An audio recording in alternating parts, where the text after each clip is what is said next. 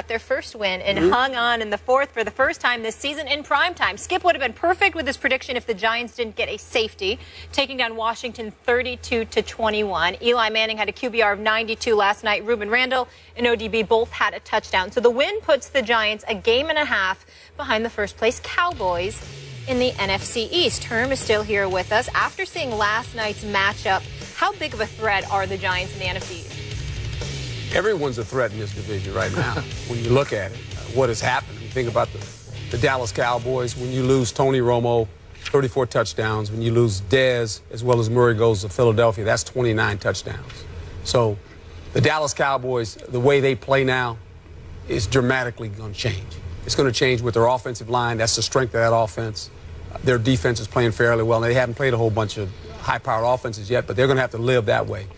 When you think about Washington, they got out of their game plan last night, and it was the Giants that got them out of their game plan by going up, not allowing them to run the ball, about 37 attempts, clock management, quarterback doesn't turn it over. When he starts throwing it 30, 40 times, he's going to turn it over. Their defense can hang in there.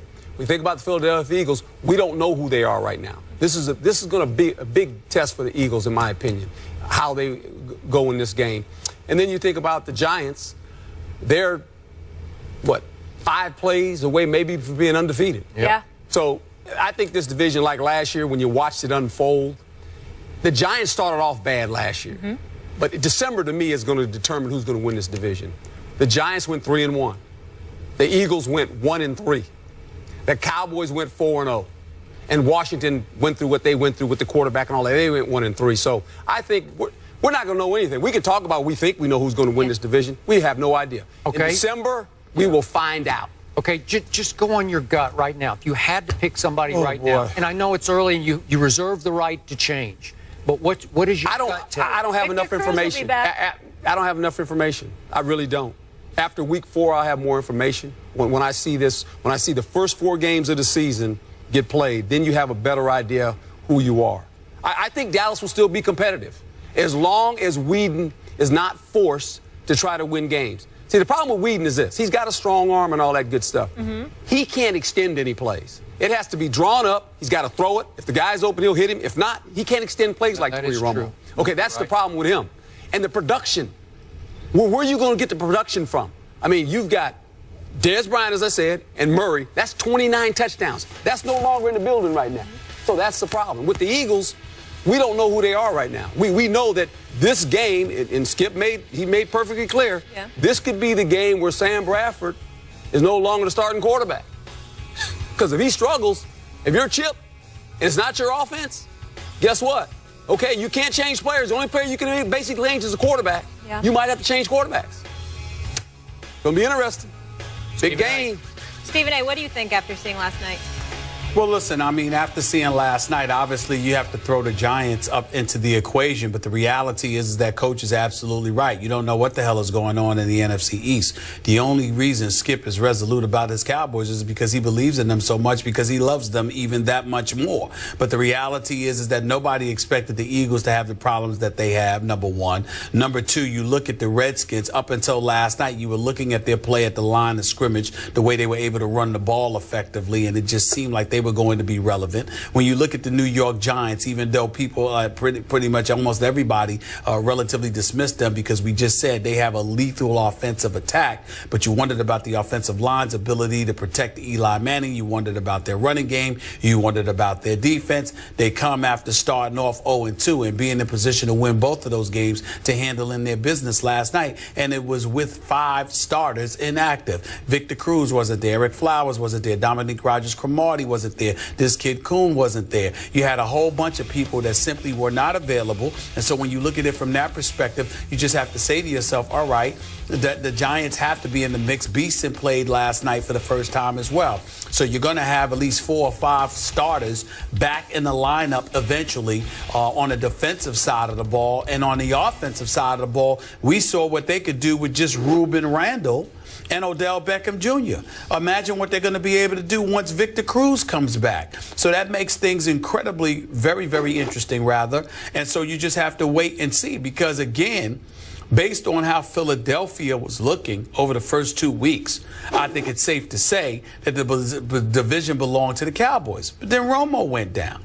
And so with Romo down, and you already knew Dez was out, you just don't know what the Cowboys are going to be right now. So it's very, very hard to be so definitive about the NFC East because bodies are just falling by the wayside for one reason or another. It could be injuries in the case of the Dallas Cowboys and the New York Giants. In the case of Washington, it's dissension because of RG3 and Kirk Cousins. In the case of the Philadelphia Eagles, it's Chip Kelly's system and whether he's going to stop acting like some mad genius and come to the football world with the rest of us where he understands that adjustment needs to be made and talent has to be first and foremost above everything else. You just don't know until the season progresses. But the NFC East is giving you a reason to be undecided because of so much activity that has happened in that division, more so than any other division in football right now. Skip. So, Yes. I am still sticking with my Dallas Cowboys because I don't see a world-beating threat among those other three teams the rest of the way. I have some reason to fear all three of them, except I don't fear Kirk Cousins if, in fact, he remains that quarterback, and I don't fear Sam Bradford if, in fact, he can stay upright as that quarterback. But I will tell you this, as a Cowboy supporter, I fear the Giants more than I fear the Eagles. And I'll tell you why. Because of that guy under center. That guy is one of the weirdest quarterbacks I have ever observed for a length of time because I never know what to expect from him. I'm going to remind you, Miss Giants fan, 3 times Eli Manning has led this league in interceptions. That is mind-blowing to me. Okay. But the way it happens, they're always 3 years apart. So he led the NFL interceptions in 07. And the next year he said, I got to clean this thing up, which he's highly capable of doing. So he cut them in half. He went from 20 down to 10 the next year. Then here we go again. 3 years later, 2010, he throws 25 picks and it leads the league. Next year, all the way down to 16. Then here we go again. 3 years pass, and he goes crazy again. It's like bad comedian Eli all of a sudden, right? He goes out there and just makes bad jokes.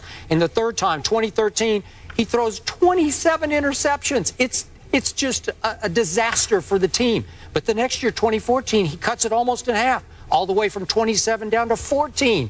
What is going on here? So you say, Knock this on wood, guy, none yet. all of a sudden, this guy is playing incredibly clean, conservative, low-risk kind of football. He's got 4 touchdowns through 3 games, not spectacular, to 0 interceptions. 0 interceptions.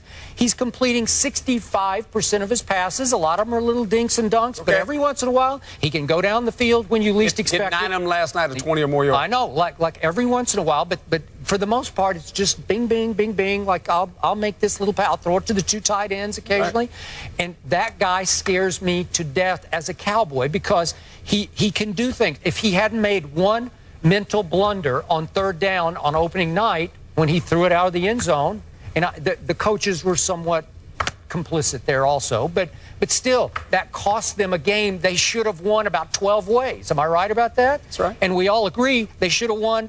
They should be 3-0. So, okay, I fear them because they're pretty good.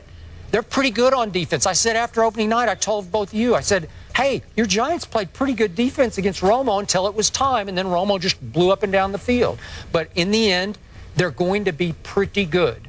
If Dallas gets healthy and gets some people back on time, remember Greg Hardy's coming back, your guy Randy Gregory is coming back, Rolando McClain. If you get the reinforcements on defense and it continues to get a little better and a little better, I think they can hang in long enough to outlast these other teams. Well, you make a great point, and what's going to happen for all these teams, because really the best quarterback right now with Romo being down is Eli Manning. Oh, sure. So now you're like far and away. You're going to have to play defense. They actually have the best offense. They do. When you think about the guys that are coming, Cruz gets healthy. And ODB have played 1 game together. I understand that. I said, but now and they've got a nice tight end package. They do. They used the tight ends last night, so the offensive line is playing pretty well. He's not under duress a whole lot, and when he is, he's throwing the ball away. So really, you look at these teams. He's the best quarterback in the division. Yep. Who was going to play the best defense for the rest of those 3 teams? Because that's what they're going to have. Jury's out. Yeah. We don't know. Yeah. Stephen A. said it. We don't know. Dallas. Fair to say after this weekend we'll know a lot more in this division? We will know a lot more about the Philadelphia Eagles this week. A lot more. Okay. We will leave it there. Works for me.